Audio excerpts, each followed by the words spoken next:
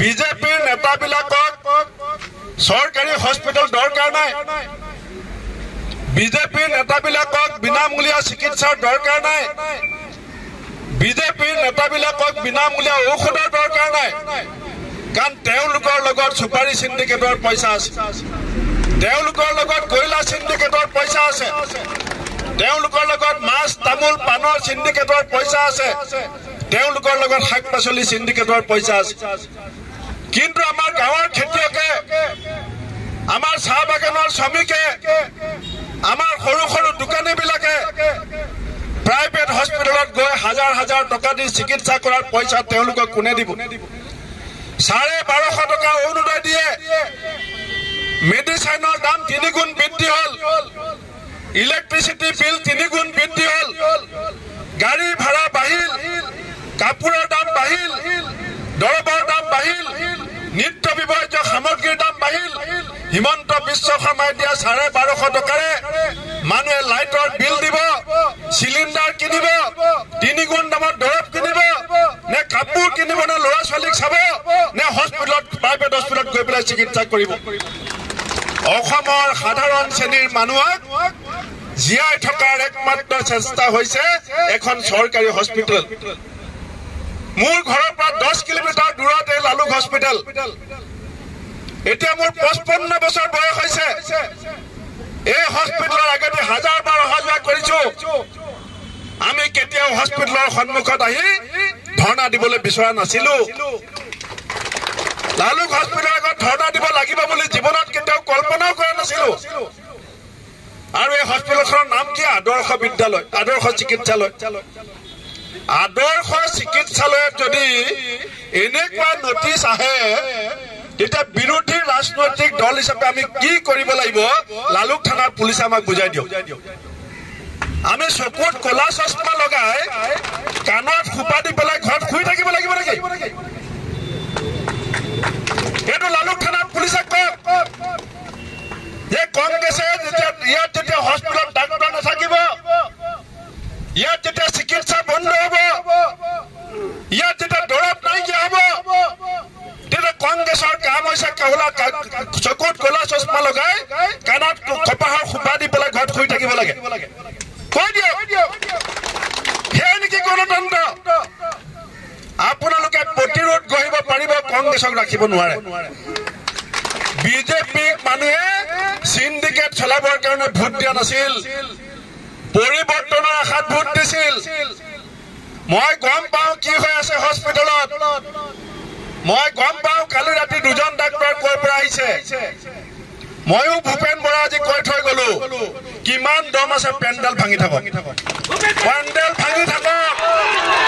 এঘণ্টাৰ কাৰণে যদি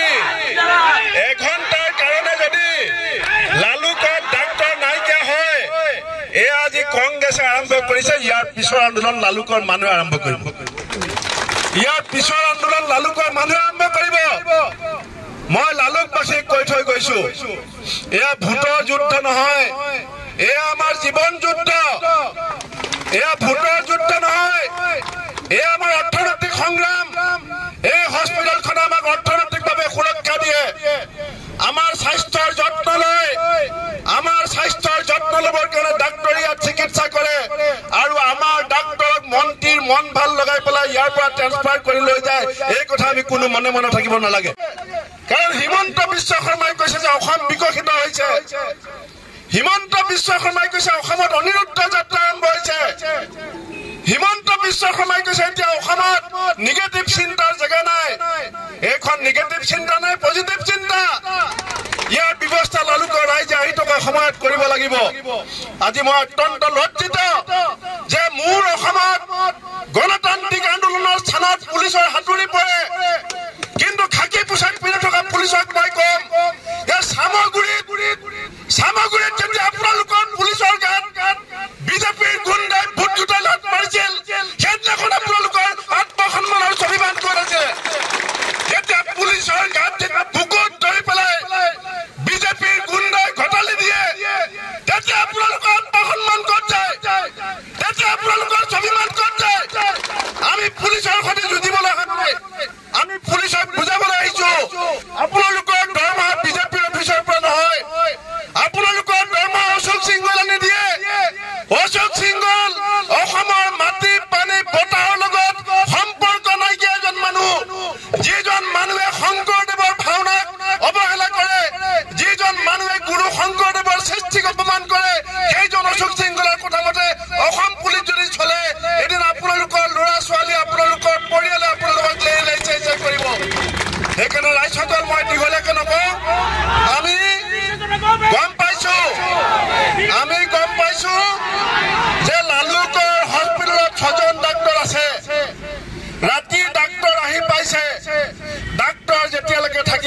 আন্দোলন বন্ধ হৈ থাকিব ডাক্তৰ যেতিয়া কমিব ৰাইজে যেতিয়া ক'ব ডাক্তৰ ইয়াৰ পৰা লৈ গৈছে এই জেগাত আকৌ আহি পেলাই আমি উপস্থিত হ'ম এই জেগাত আমি উপস্থিত হ'ম আৰু এইটো কেৱল লালুকত নহয় এতিয়া গোটেই অসমত কংগ্ৰেছে চকু ৰাখিব গোটেই অসমত কংগ্ৰেছে চকু ৰাখিব য'তে ডাক্তৰ কমিব ত'তে কংগ্ৰেছে পেণ্ডেল সাজিব আৰু অশোক সিংহলে ৰাতি ডাক্তৰ আনি দিব ৰাতিপুৱা পুলিচে পেণ্ডেল ভাঙি দিব আমি আপত্তি নকৰোঁ কিন্তু ডাক্তৰ য'ত নাথাকিব পেণ্ডেল বনাম আৰু ডাক্তৰ যেতিয়া আহি পাব পেণ্ডেলকে ভাঙিব তাৰ বিকল্প ব্যৱস্থা কংগ্ৰেছে কেনেকৈ কৰিব লাগে জানে ভয় নোখোৱাব কংগ্ৰেছক ভয় নোখোৱাব এই কংগ্ৰেছে ভয় খোৱা হ'লে কনকলতা যদি ঘৰত শুই থাকিলেহেঁতেন আজি ভাৰতবৰ্ষই স্বাধীনতা নাপালেহেঁতেন ভোগেশ্বৰী ফুকননী যদি ঘৰত শুই থাকিলেহেঁতেন আজি ভাৰতবৰ্ষই স্বাধীনতা নাপালেহেঁতেন কুশল কোঁৱৰে যদি ডিঙিত চিপ ধৰি নললেহেঁতেন আজি ভাৰতবৰ্ষই স্বাধীনতা নাপালেহেঁতেন কংগ্ৰেছৰ পতাকা হাতত লৈ কনকলতাই ব্ৰিটিছৰ গুলী বুকু পাতি লৈছিল কংগ্ৰেছৰ পতাকা হাতত লৈ থকা কনকলতাৰ বুকুত যেতিয়া গুলী লাগিছিল কনকলতা যেতিয়া বাগৰি পৰিছিল মুকুন্দ কাকতীয়ে সেই পতাকা থাপ মাৰি ধৰিছিল মুকুন্দ কাকতীক যেতিয়া ব্ৰিটিছে গুলীয়াইছিল মুকুন্দ কাকতি যেতিয়া বাগৰি পৰিছিল সেই পতাকা ৰামপতি ৰাজখোৱাই থাপ মাৰি লৈ গহপুৰ থানাত উৰুৱাই দিছিল এয়া কংগ্ৰেছ দলৰ ইতিহাস এয়া কংগ্ৰেছ দলৰ ইতিহাস কংগ্ৰেছক ভয় খুৱাবলৈ চেষ্টা নকৰিব কংগ্ৰেছে গুলীলে ভয় নকৰে কংগ্ৰেছে লাঠিলে ভয় নকৰে কংগ্ৰেছৰ কাৰণে ৰাইজ আটাইতকৈ ডাঙৰ কথা দেশ আটাইতকৈ ডাঙৰ কথা দেশ কৰিলে আমি কৰিম দেশ বাচিলে আমি বাচিম আৰু লালুক মেডিকেল আমাৰ এই হস্পিটেলত ডাক্তৰৰ ক্ষেত্ৰত আমাৰ যিটো ন্যায্য দাবী সেই দাবী চৰকাৰে পূৰণ কৰিছে বুলি শুনিছো আৰু সেইকাৰণে আমি আজি আন্দোলন প্ৰত্যাহাৰ কৰিছো কিন্তু এনেকুৱা আন্দোলন ধাৰাবাহিকভাৱে অসমত যে চলিব সেই কথা ঘোষণা কৰি মোৰ বক্তব্য সামৰিছো